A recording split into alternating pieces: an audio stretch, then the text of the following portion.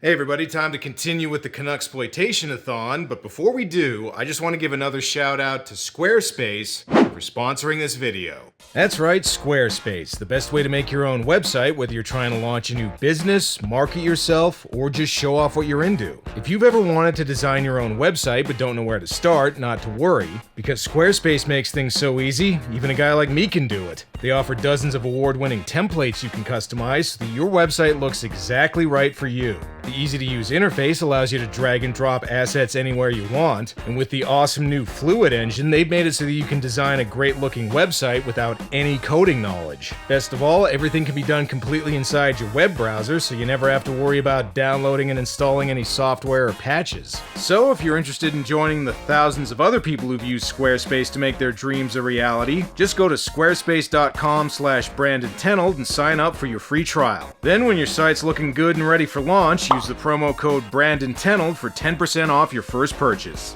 Alright, let's get into it.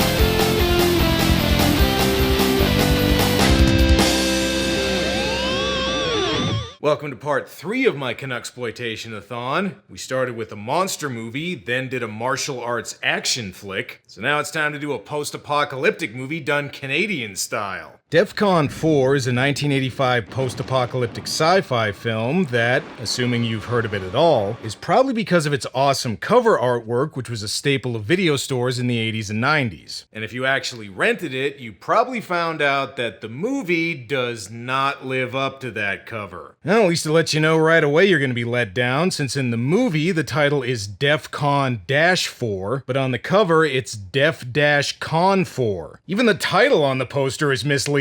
Anyway, some opening text informs us that the movie takes place the day after tomorrow. But because this was made in the 80s, that means it's about nuclear war, instead of a global warming movie where climate change chases people around like a monster in a horror flick. It also says a new defense system has been perfected, making nuclear war impossible. Unfortunately, that defense system was made by CrowdStrike. We then cut to a NORAD satellite carrying nuclear weapons, although I'm not sure how advanced it is since it seems to be powered by a Commodore VIC-20. Anyway, the satellite's crewed by 3 people. There's Commander Walker, astronaut Howe, and a doctor, Jordan. And after several months in space, I think they might be going a little stir-crazy. You know what I keep thinking about? I keep thinking about putting on too much makeup and putting on something real slinky, going down to some sleazy bar, picking up a bike gang. A whole gang, huh? Wow, who knew being in space made women so eager to ride some crotch rockets?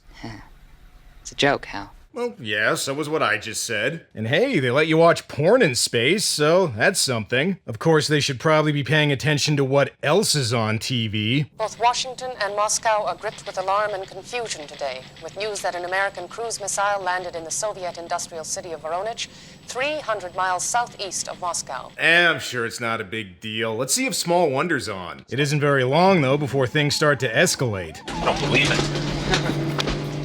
DEF-CON 2. That's not the title. Actually, the title's pretty inaccurate since nuclear alerts start at DEF-CON 5 and actually go down the closer things get to full-scale war. So the movie should have been called DEF-CON 1. And does the music here sound a little familiar? All right, then launch, Walker.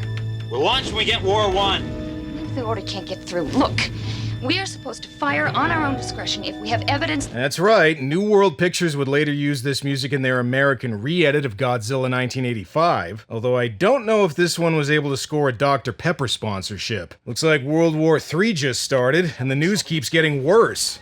Look, the stations are all all disappearing. You mean we can't watch any more porn? You maniacs! I gotta admit, this opening is actually pretty effective. Seeing the characters debating what to do and slowly realizing that there might not be anything left on Earth to go home to helps set it apart from other post-apocalyptic flicks since they usually start after this part's already happened. Although given the circumstances, the commander could be a little more sensitive. How?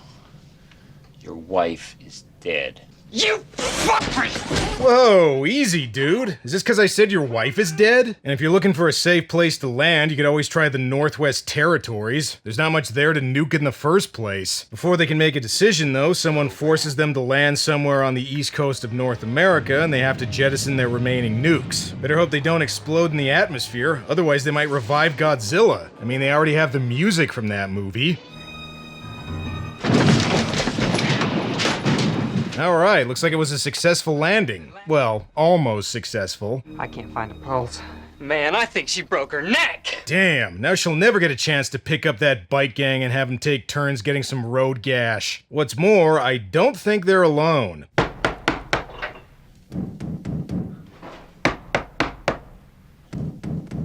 Oh, come on. That was the worst shave and a haircut I ever heard. Try again. Well, good news. Looks like some people survived the nuclear holocaust. Unfortunately for you guys, I don't think they're friendly. But despite everything that's happened, at least Hal still makes time for some quotable lines. Welcome to Earth. Great job, Hal. Now say that's what I call a close encounter. Later that day for night, Hal goes looking for Walker. Good news, you found him. Bad news, he's currently getting sliced into Montreal smoked meat.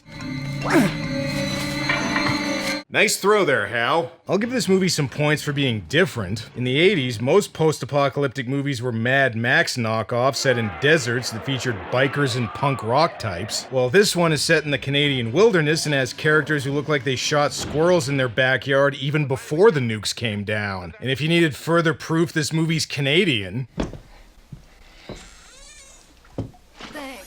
See, even our deadites are polite. This is Vinny, played by Maury Chaykin, who's probably the best and most popular actor in this. Anyway, Hal offers to give him some of the satellite's food in exchange for letting him go so he can find a boat and sail somewhere. Do you think that if there was a sailboat around here, I would be sitting here breathing in radiation? Well, I don't know. You look like you use Funyuns as cereal and Pabst Blue Ribbon as the milk. The radiation can't be that much worse for you. And turns out the woman in the basement really is polite since she can apparently get out whenever she wants but just chooses not to.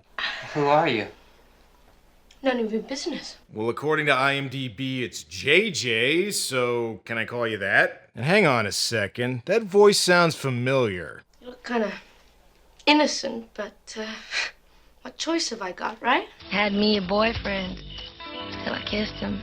Poor boy was in a coma for 3 days. Okay, the brain had the voice of Beast, so I guess it's appropriate this has Rogue in it. Did Expect No Mercy have any X-Men voice actors? It did? Holy shit! Anyway, Hal offers JJ some of his food if she helps him escape. Alright, let's grab some guns and get the hell out of here.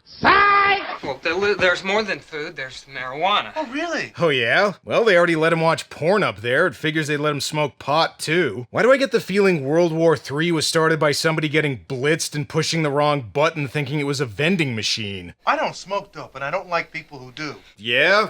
Well, I don't like you either then. Of course, Jordan's still there, so there might be something else Vinny's interested in. Say I give you a knife and let you go. You give me 2/3 of the food in this woman? Okay, but I think she might be dead, unless that doesn't matter to you. And some of the dialogue here is just weird. What kind of aureolas does she have? Pink, brown, or red? Red? Pointed around it. Pointed? What about the butthole situation? Does it look like the end of a balloon that's just been tied up, or is it more like a gnarly old tree knot? So with the promise of food and red areolas, Vinny sets out with Hal and JJ in his Canadian Killdozer vehicle. Did he have this thing before the apocalypse? Because if he didn't, it's pretty impressive he was able to make it with limited resources so quickly. In fact, I'm a little confused on the timeline of this movie. I assume that after the nukes went off, the astronauts were in space for only a few weeks, maybe a few months tops, but the situation down on Earth makes it seem like years have gone by. Speaking of things that don't make sense, how about you get off the road, dumbass? Or don't, it's up to you. Eventually though, Vinny and the others end up getting captured by another faction of survivors, and I see ironic hipster mustaches also managed to survive the apocalypse. These guys also find the remains of the satellite and decide to bring it back to their encampment, although unknown to them, there's still a nuke on board that's set to go off in a few hours. Okay, you know what? Now that they're at the survivors' base, things are starting to look a little more Mad Maxy, except instead of Lord Humongous, we get Degrassi Jan Michael Vincent here. Tell me, Commander, how... You wouldn't happen to know in which direction the prevailing winds blow in Patagonia, would you? This doesn't have anything to do with the airspeed velocity of an unladen swallow, does it? Oh well, at least he's not asking more questions about nipples. This is Gideon Hayes, the leader of a militant group of survivors and JJ's ex-boyfriend who takes them all prisoner. Although for a bit of good news, Hal probably won't have to worry about his cellmate trying to bust his cheeks. And hey, look at that, Jordan's alive. She must be disappointed though, she landed in the one post-apocalyptic movie without any bike gangs. Okay, now that everybody's here, time to take a massive exposition dump. So, Gideon's dad was a high-ranking naval officer, and while trying to fly to safety, their helicopter crashed. Gideon and JJ survived, along with a military computer technician named Boomer, who broke his back and is now paralyzed from the waist down. Boomer was the one who caused them to crash here because they want the satellite's computer so they can use it to find the coordinates of a safe zone that's free from radiation. Everybody got that? What I really want to know is how much time has gone by. The day of the war. 2 months ago, I guess it was. 2 months? That's it? Gideon was able to get all of these people to follow him and make this entire shantytown in just 2 months? How the hell did he do that? He has his ways.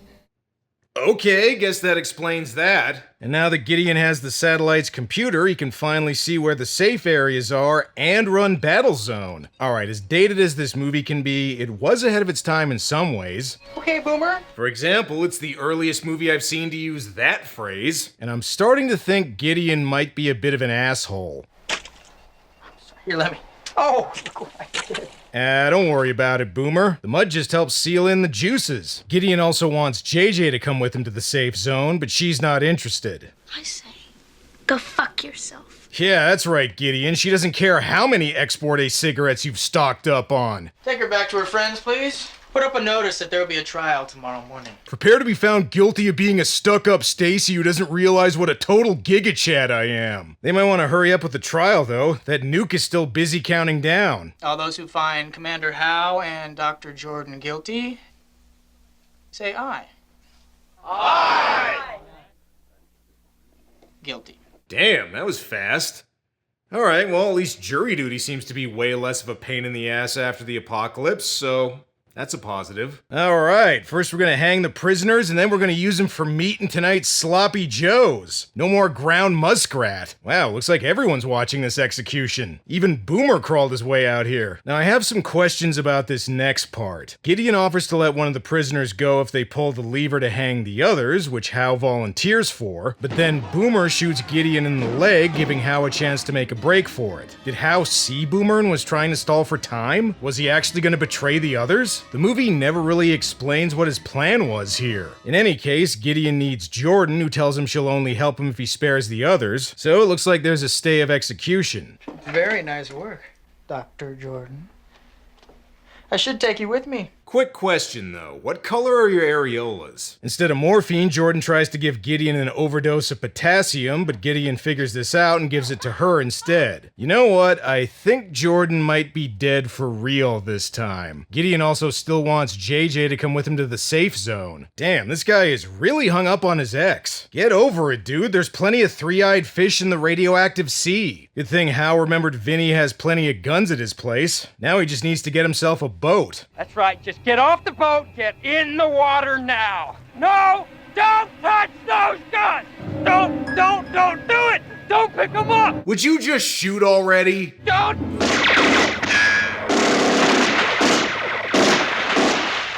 There, thank you. And hang on, wasn't there a killdozer in this movie?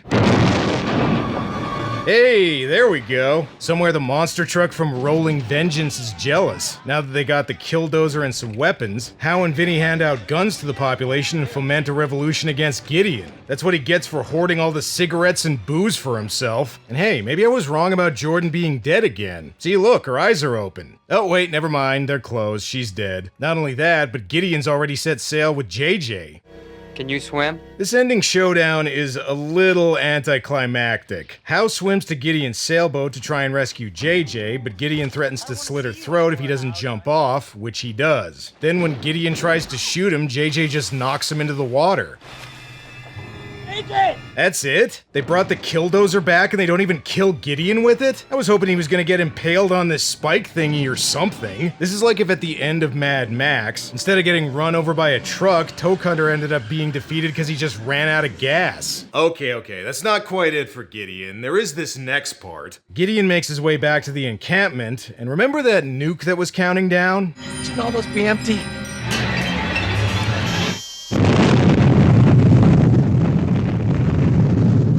And there you go. After the nuclear apocalypse, the only way to achieve peace is with more nukes, apparently. So that's DEFCON 4, and yeah, it doesn't quite live up to its poster. This one's in a bit of a weird place for a cult flick. It's not bad enough to be a so bad it's good movie, but it's also not good enough to qualify as a lost classic either. The opening scenes on the satellite are actually pretty effective, and if it had stayed there for the whole movie, this could have been a tense drama about the characters slowly cracking under the realization the world's just ended. Once they get back to Earth, though, the movie gets a lot less interesting. I'll give them props for trying to be a bit more realistic, instead of doing the standard mutants and bikers approach, but stuff like Gideon amassing a huge following in just a couple of months doesn't really make sense given the tone they seem to be going for, and it's too slow for the Mad Max crowd, which is a real shame because once again, it does have an awesome looking poster. Oh well, at least the poster's still less misleading than the one for Star Crystal. Well, that's all for now, but we still have one more Canuxsploitation movie left. Until next time. It's been a while. What, since you've seen two people have sex on TV? Oh, since I've seen a woman.